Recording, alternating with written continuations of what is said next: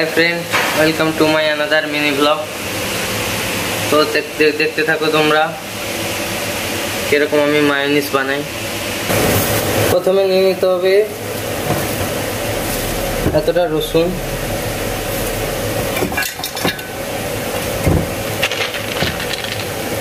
এই যে কাজু বাদাম, হালকা একটু নমক, এই আধা স্পুন লবণ, তারপর 1 কাপ মতো ভিনেগার, এই যে ঢেলে দিলাম 1 কাপ বোতলের 1 চিপি। তারপর এই যে একটা সানফ্লাওয়ার অয়েল লাগবে। তারপরে 3টে ডিম ফাটিয়ে দিতে হবে।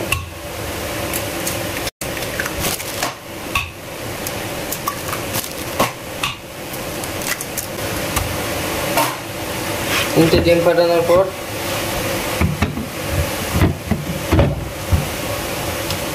মিক্সারে লাগিয়ে চালু করতে হবে।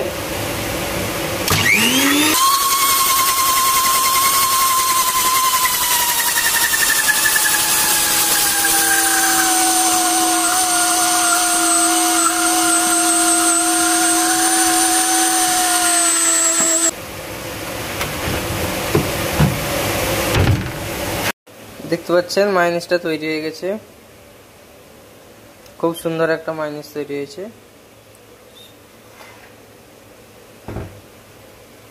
এখন আমি মায়োনিজটা কভারে ঢেলে নেব।